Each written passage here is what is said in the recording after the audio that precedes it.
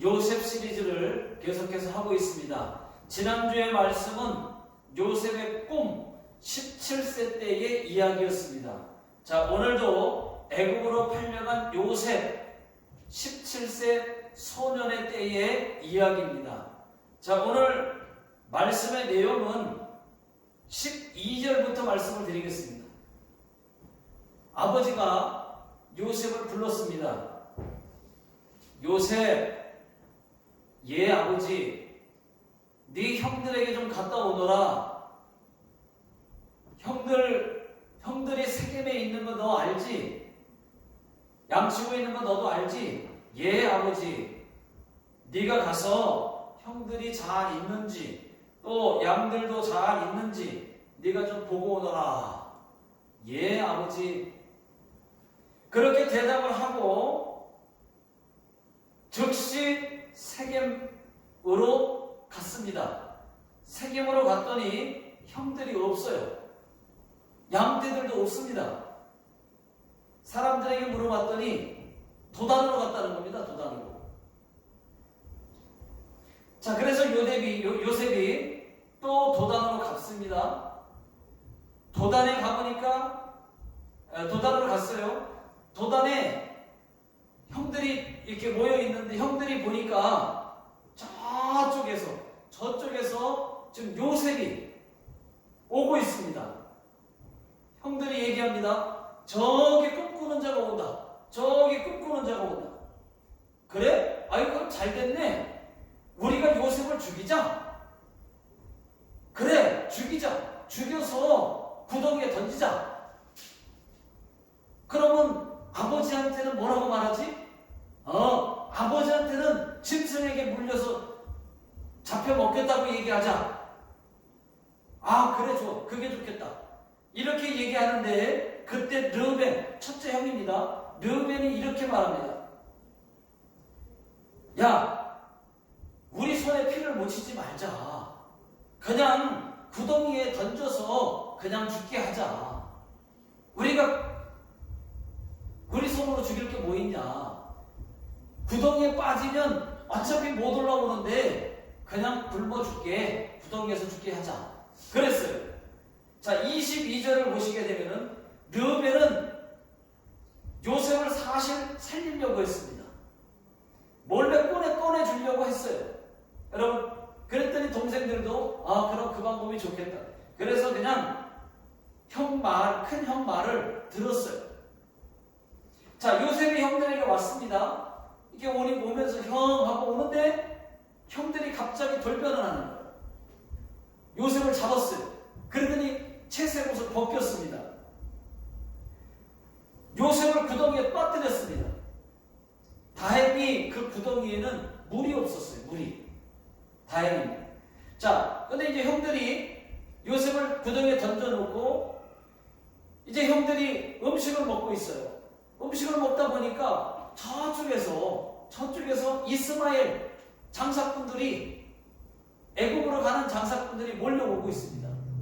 그래서 유다가 얘기했어요. 넷째 아들 유다가, 야, 우리가 동생을 죽이지 말자. 그냥 죽이지 말고 애국에다 팔아먹자. 돈 받고 팔자. 라고 얘기를 했습니다. 그래서 요셉을 얼마에 팔았느냐? 은 20에 팔았습니다. 여러분, 참고로 말씀드립니다. 이때 당시에 노예 한 사람의 몸값이 은 30냥이에요. 은 30입니다. 예수님도 여러분도 아시겠지만 예수님도 은 30에 가룟 유다에게 팔렸잖아요. 자, 마찬가지로 지금 요셉은 은 20에 팔렸어요. 그러니까 이때 당시에 노예 한 사람의 몸값은 은 30입니다. 그러면 은 30이면은 은 30세겔이라고 불러요. 은 30세겔. 그런데 왜 요셉은 은 30도 아니고 은 20에 팔렸을까? 왜 그랬을까요? 여러분, 이때 당시에 은 30은 20세 이상이 은 30에 팔리는 거고 20세 이하는 은 20에 팔았습니다. 그러니까 이때 당시에 요셉 나이는 청소년 17살의 나이였단 말이에요. 그래서 은 20에 상인들에게 팔렸습니다. 자, 요셉을 이제 은 20에 팔고 나서 그 벗긴 그 채색 옷에다가 염소의 피를 적셨어요. 그리고 나서 어디로 갔느냐? 아버지에게 가지고 갔습니다. 이 아버지한테 가지고 가서, 아버지, 이 옷 좀 보세요. 이 옷. 혹시 이거 요셉은 아니에요? 라고 물으니까 아버지가 그걸 보더니, 아이고, 내 아들 맞구나. 아이고, 내 아들이 악한 짐승에게 잡혀먹겠구나 하면서 내 아들 요셉아, 내 아들 요셉아 하면서 자기 입었던 옷을 찢으면서 막 비통해하는, 슬퍼하는 것을 볼 수가 있습니다. 여러분, 이때 당시에 히브리 사람들은요, 슬픈 일을 만나게 되면, 성경에 많이 나오는데, 슬픈 일을 만나고 비통할 때, 그때는 자기가 입고 있는 옷을 찢습니다. 비통하다는 표시예요. 너무 비통할 때 옷을 찢어요. 그리고 그렇게 하지 않으면 머리에 재를 이렇게 뒤집어 씁니다. 그게 이제 너무 비통해서 그렇게 하는 거거든요. 저는 오늘 말씀에서 두 가지를 함께 은혜를 나누고 싶습니다. 첫 번째는 뭐냐? 요셉은 순종하는 사람이었어요. 요셉은 순종의 사람이었습니다. 자, 13절 다 같이 한번 읽어보겠습니다. 시작. 이스라엘이 요셉에게 이르되 네 형들이 세겜에서 양을 치지 아니하냐?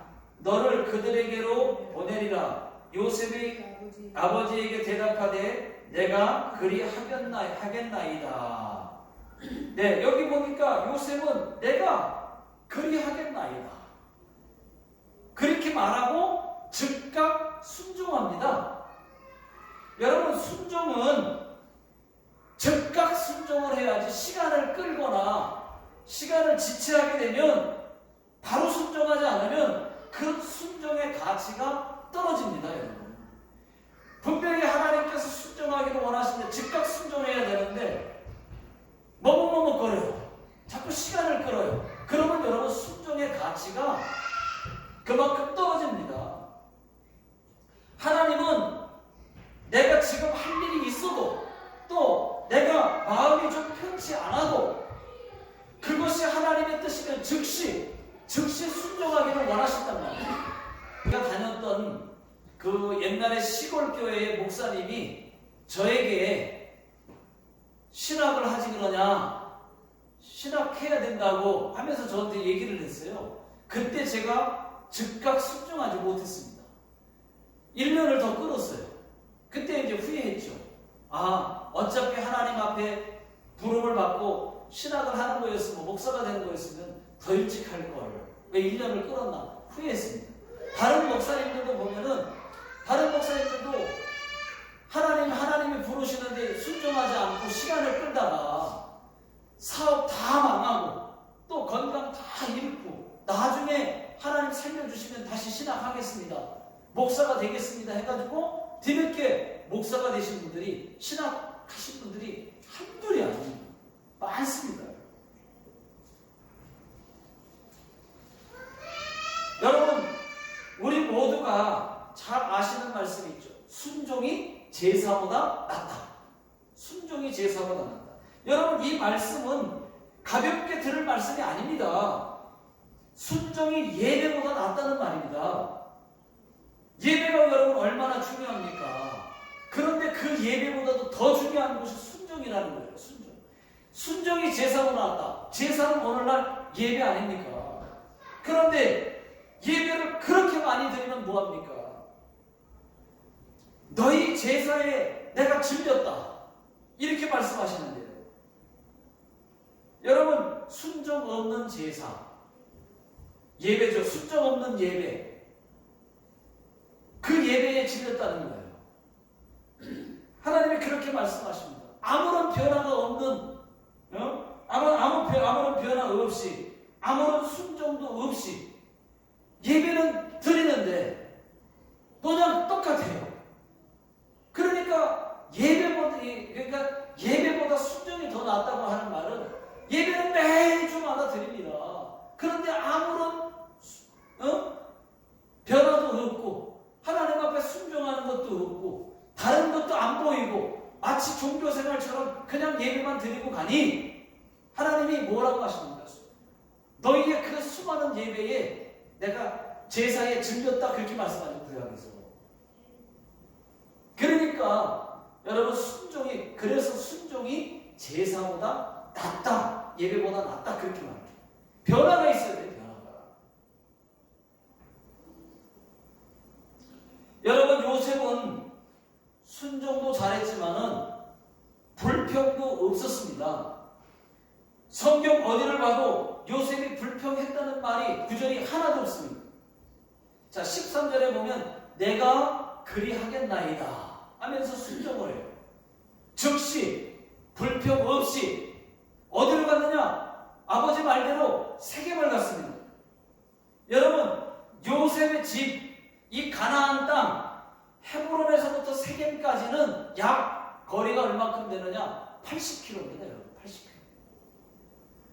17살 이 소년이 80km를 걸어서 간다 그러면은 좋기 이틀은 걸려요. 또 그때 당시에 숙박시설도 없었기 때문에 밖에서 노숙을 해야 되고 또 짐승의 위험과 강도의 위험도 있습니다. 그런데도 요셉은 아무 불평 없이 아버지 내가 다녀오겠습니다 하고 세겜으로 갑니다. 그리고 세겜에 갔더니 형들이 없어요. 그러니까 더 나가서 더 적극적인 순종을 보이면서 사람들에게 물어보니까 도단으로 갔다는 겁니다. 그러니까 도단까지 또 25km를 또 갑니다. 그러니까 더 적극적인 순종이죠. 아버지가 말씀하신 거를 더 순종하기 위해서 도단까지 또 가는 거예요. 여러분 세겜에서 도단까지는 산길로 25km예요.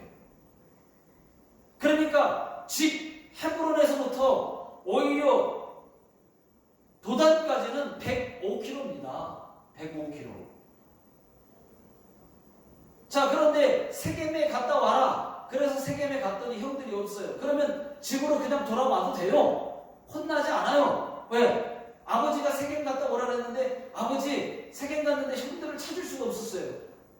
형들이 없었어요. 그리고 다시 돌아왔어도 책망받을 일 아니에요. 돌아왔어도 되는데 아버지의 마음을 읽고 아버지가 하신 말씀을 순종을 더 잘하기 위해서 사람들한테 물어봤어요. 그랬더니 도단으로 갔다니. 아우 도단 25km인데 원망하지 않고 불평하지 않고 더 적극적인 순종을 보입니다. 25km를 더 갑니다. 도단까지 갔어요. 얼마나 여러분 순종이 아름다운 순종입니까? 이런 순종을 하나님이 보셨다는 것입니다. 자, 우리의 작은 순종도 하나님은 보고 계신다는 것을 믿으시기 바랍니다. 여러분 우리가 봉사하다 보면 힘들 때 있죠. 있습니다. 마음이 편치 않을 때도 있습니다. 지칠 때도 있습니다. 저도 영적인 갱년기가 와가지고 영적인 갱년기예요. 설교를 하기 하시는 거예요. 또 설교 준비하는 게 너무 힘든 거예요. 귀찮고 아무것도 하기도 싫고 다른 일도 하기 싫고 그냥 마냥 쉬고 싶고 이런 게 막 찾아오더라고. 저도 목사인 저도 이렇게 어떤 때는 지쳐서 영적인 갱년기를 느낄 때가 있는데 여러분 왜 봉사하다 보면 어려움이 안 오겠습니까? 힘들 때도 있고 그럴 때는 여러분 봉사를 잠시 내려놓는 것도 괜찮은 좋은 방법이에요. 그래야 다시 회복할 수 있습니다.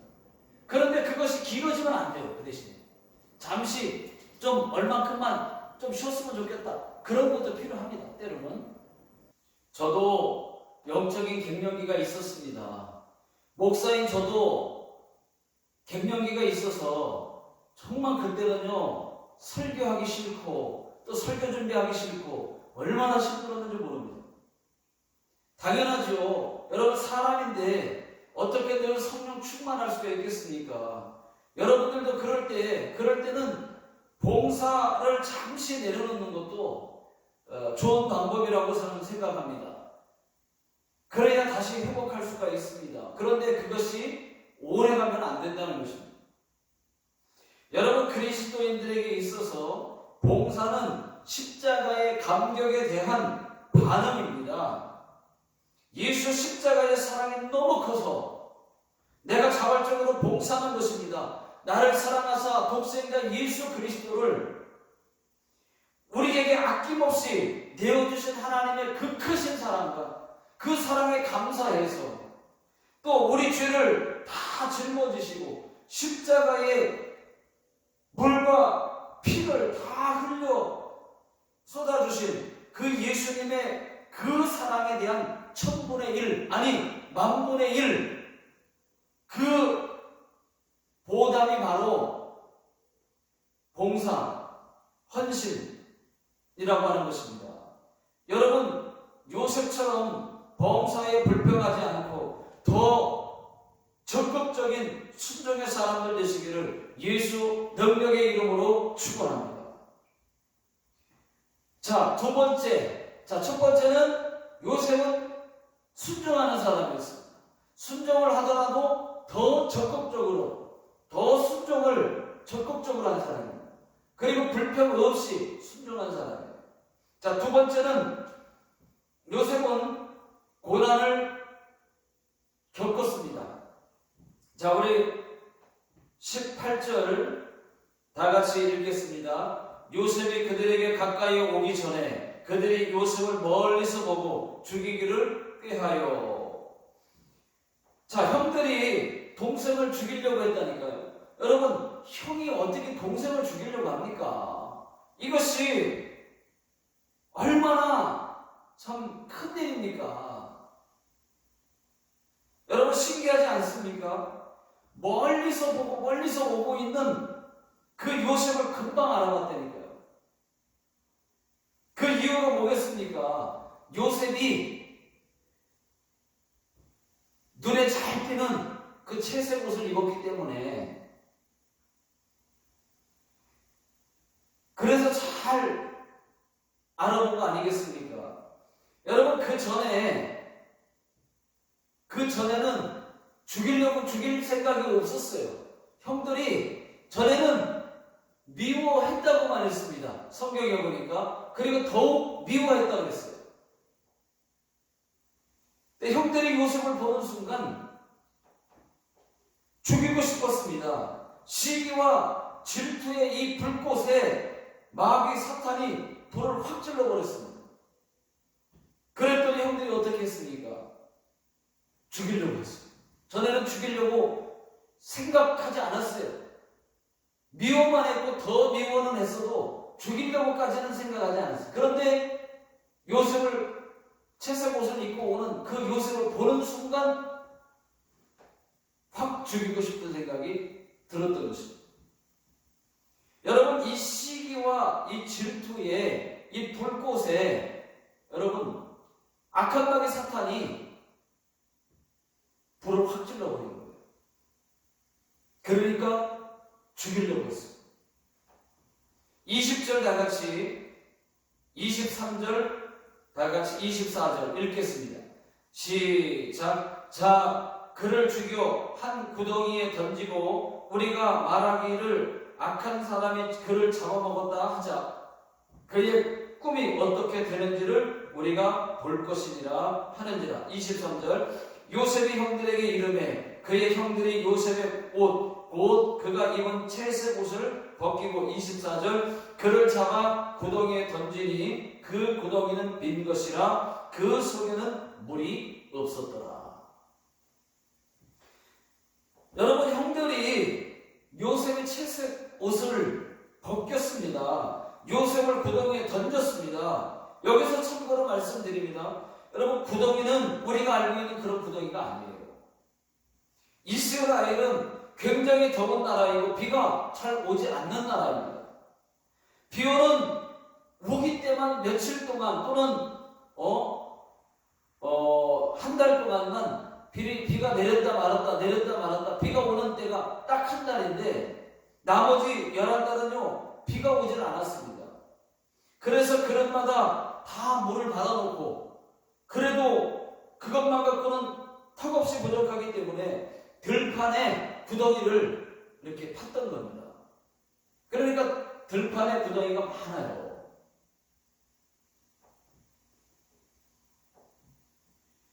항아리 모양으로 구덩이를 팠습니다. 안에는 깊고 또 깊고 넓게 팠습니다. 항아리 모양처럼 팠습니다. 거기 구덩이에 한번 빠지게 되면 혼자는 나올 수가 없습니다. 누가 구해주지 않으면 죽습니다. 그런 구덩이에 요셉을 던졌던 것입니다. 이것이 바로 요셉의 그 고난이라고 하는 것입니다. 여러분, 형들이 얼마나 잔인합니까?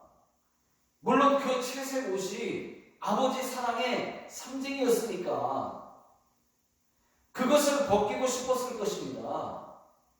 그 옷을 벗겨서 아버지의 사랑이 사라졌다는 것을 요셉에게 보여주고 싶었을 것입니다.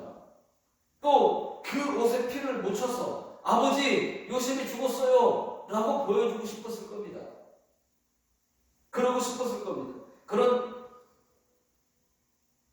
그렇다고 여러분, 옷까지 벗길 필요는 다 벗길 필요, 옷까지, 겉옷까지 다 벗길 필요가 없잖아요. 옷 한 조각만 찢어서 거기다가 염소피를 발라서 거기서 그래서 그걸 가지고 가서 아버지에게 보여줬어도 괜찮았을 겁니다. 아버지가 보고 요셉 거라고 하니까 확인하고 그렇게 했었을 겁니다.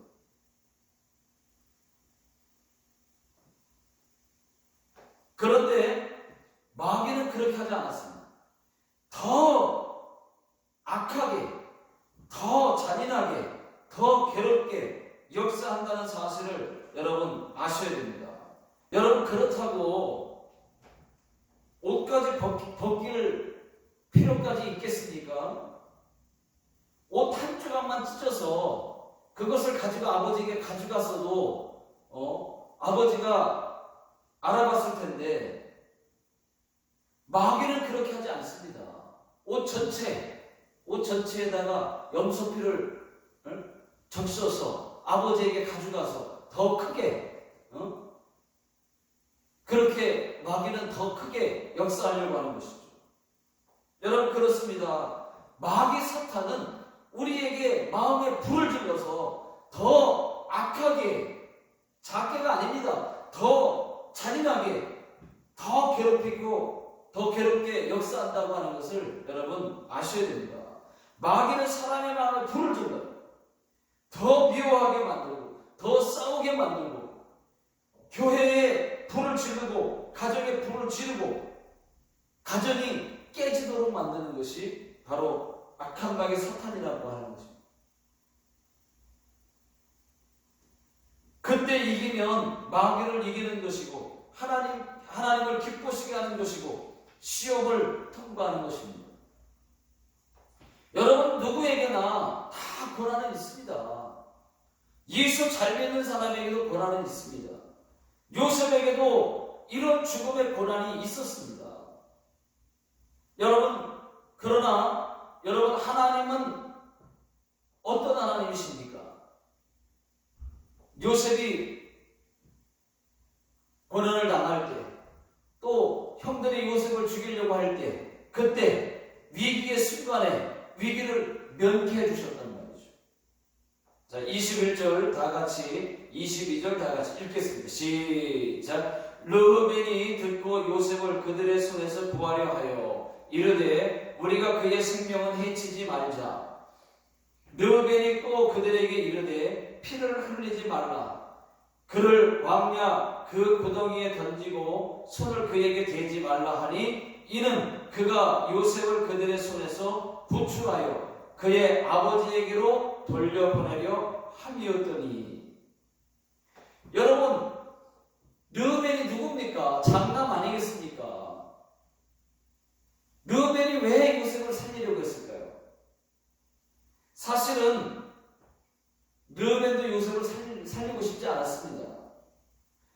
똑같이 죽이고 싶었고 똑같이 미워했습니다. 그런데 왜 살리려고 했을까요? 여러분, 르우벤은 장남이에요. 장남. 아버지가 너 제일 큰 놈이 장남이나 돼가지고 너 제일 큰 놈이 뭐 했어? 요셉 죽을 때, 요셉 그렇게 됐을 때 뭐 했어? 라고 물으면 그 책임을, 여러분, 그 책망을 어떻게 넘길 수가 있겠습니까? 면할 수가 있겠습니까? 그래서 살렸습니다. 하나님이 살리신 것입니다. 참고로 여러분, 르우벤은 그렇게 착한 사람이 아닙니다. 성경 창세기 35장 22절에 보면은 르우벤은 자기 아버지의 첩 빌하와 동침한 사람입니다. 여러분, 빌하가 누굽니까? 자기 동생 단과 납달리의 엄마입니다. 르우벤은 윤리적으로 그렇게 옳은 사람이 아니에요. 또 유다도 보십시오. 유다도 그렇게 좋은 사람 아닌데 유다가 이렇게 얘기했습니다. 우리가 동생을 죽이지 말자. 애굽에 팔자. 이렇게 말한 사람이 넷째 아들 유다였습니다. 이것도 하나님이 요셉을 살리신 겁니다. 또 때마침 요셉을 애굽에 팔 수 있도록 이스마엘 상인들이, 장사꾼들이 또 마침 오고 있었어요. 그렇게 오게 하신 것도 하나님이 하신 거예요. 여러분, 요셉은 죽지 않았습니다. 형들이 죽인다고 했지만 죽지 않았어요. 하나님께서 죽지 않게 하셨습니다. 여러분, 하나님의 사람은 그렇게 쉽게 죽지 않습니다. 아직 할 일이 남은 사람들은 코로나19가 있어도 죽지 않습니다. 하나님이 빨리 데려가지 않아요. 저와 여러분들은 아직 할 일이 많은 분들이 그렇게 쉽게 죽지 않습니다. 제가 지금까지 살면서 몇 번 죽을 뻔했습니다. 그런데 지금까지 안 죽고 살아있습니다. 제가 초등학교 한 3학년쯤으로 기억이 됩니다. 제가 물에 빠져서 죽을 뻔한 적이 있습니다. 저희 동네는, 시골 동네는요, 제가 살았던 시골 동네는 저수지가 있고 또 냇가가 있습니다. 그래서 동네 아이들은 다 수영을 잘해요. 한 친구만 빼고. 근데 냇가에 수영하기 딱 좋은 곳이 있습니다. 포크레인으로 이렇게 넓게 파가지고 또 이렇게 깊이 파가지고 조금 깊은 곳이 있어요. 그리고 넓고. 그래서 수영을 거기 그 장소에서 수영을 했습니다. 근데 어느 날 수영을 못하는 그 친구가 자기 키보다 깊은 곳에 빠졌어요. 여러분, 제가요 수영을 할 수 있어도 구하는 방법은 모르거든요. 근데 수영한다는 이유 하나로 그냥 무조건 친구한테 구하려고 간 거예요. 갔더니 이 친구가 저를 붙들고 말이죠. 물속에 푹 집어넣어가지고 자기가 올라와 있고, 또 그러면 저도 죽을 것 같으니까 또 다시 제가 올라가고, 그 방법을 여러 번 반복하다가 이제 제가 죽을 것 같으니까, 마지막으로 물속에 있다 죽을 것 같으니까 한번 힘있게 뒤집으려고 일어났는데 보니까 그 배꼽 정도 물이 차더라고요. 그래서 죽지 않았습니다. 아마 나중에 보니까 그 물살에 저희들이 막 움직이다가 그 물살에 얕은 곳으로 떠내려갔던 것 같아요. 그래서 살았습니다. 여러분,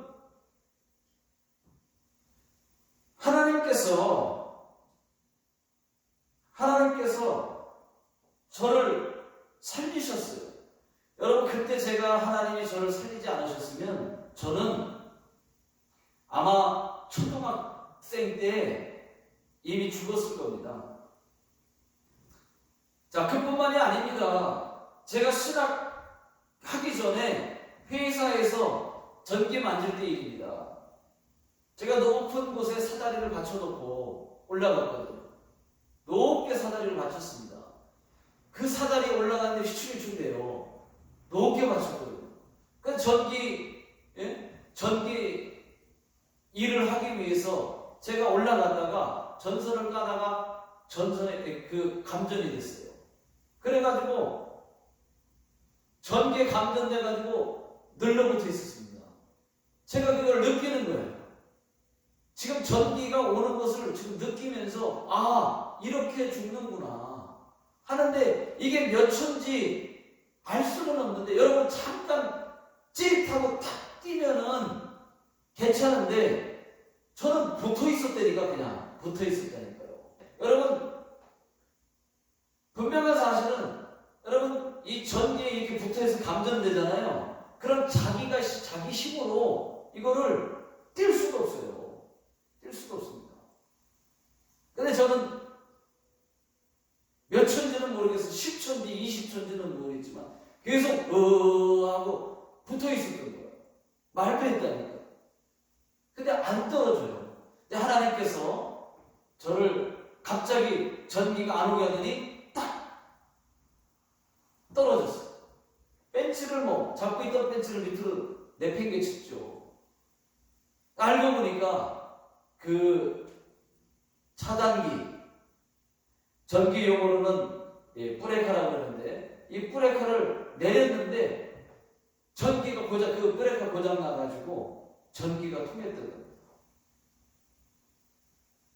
그렇게 해서 죽을 뻔했어요. 여러분 보통 많은 사람이 전기에 감전돼서 죽잖아요. 죽는 사람들, 감전된 사람들은 이렇게 전기 감전돼가지고 이렇게 해서 죽는 사람은 별로 없습니다.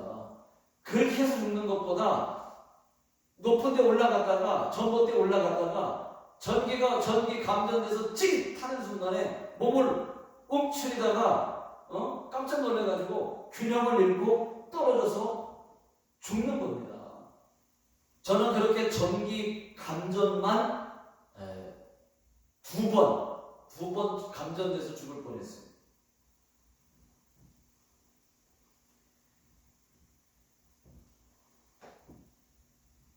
또